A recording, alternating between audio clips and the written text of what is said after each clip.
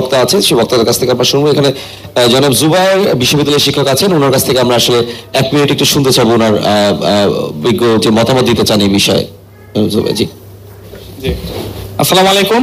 আসলে আজকে আমি প্রোগ্রামে এসেছিলাম আপনাদের কথা শোনার জন্য, বাট আপনাদের কথা শোনার পরে মনে হলো যে আমিও 2-3টা বিষয় একটু শেয়ার করি। ওকে, তো প্রথম বিষয় হচ্ছে যে আপনার আজকে যে আলোচনার বিষয় যে বৈদেশিক ঋণ এবং ভ্যাট ট্যাক্সের যে বিষয়টা আর কি। তো আপনারা জানেন IMF এর কথা আসছে আলোচনার মধ্যে। তো IMF আসলে কি ধরনের প্রতিষ্ঠান এটাও আমরা সবাই এখন মনে হয় বুঝতে পেরে গেছি আর কি। এটা একটা আমেরিকান প্রতিষ্ঠান।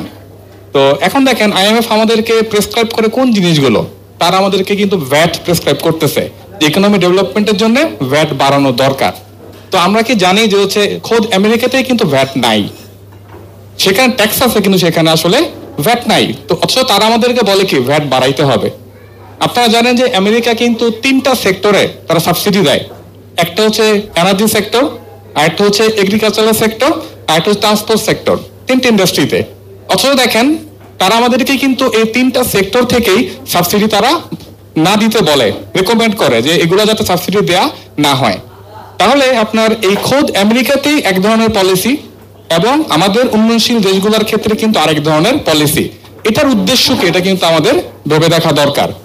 তো আপনারা জানেন এই মুহূর্তে কিন্তু আপনার USA গভর্নমেন্ট বাংলাদেশের সাথে কাজ করতেছে আমাদের টিকফা চুক্তিকে এগিয়ে নিয়ে যাওয়ার জন্য। তো এইটার ইম্প্যাক্ট আসলে কি পড়তে পারে?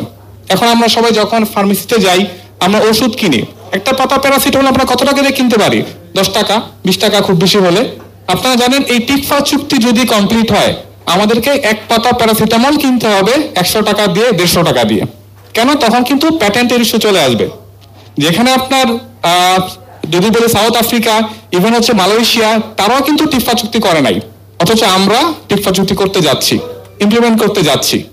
তাহলে আমাদের এই অর্থনৈতিক সেক্টর, এখানে ভিতরে কিন্তু আমেরিকাকে আমরা ভিজিবলি দেখি আর না দেখি, তার পলিসি দিয়ে কিন্তু তারা আমাদেরকে সাবজুগেট করার প্ল্যান করতেছে।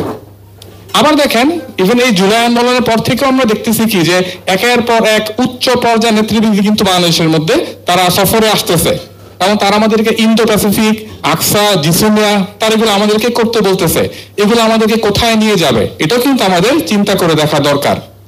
রিসেন্টলি একটা নিউজ দেখলাম কয়েকদিন আগে যে হচ্ছে FBI এখন ঢাকায়। তার মানে কি, তারা আমাদের নিরাপত্তা সেক্টর নিয়ে এখন কাজ করতেছে।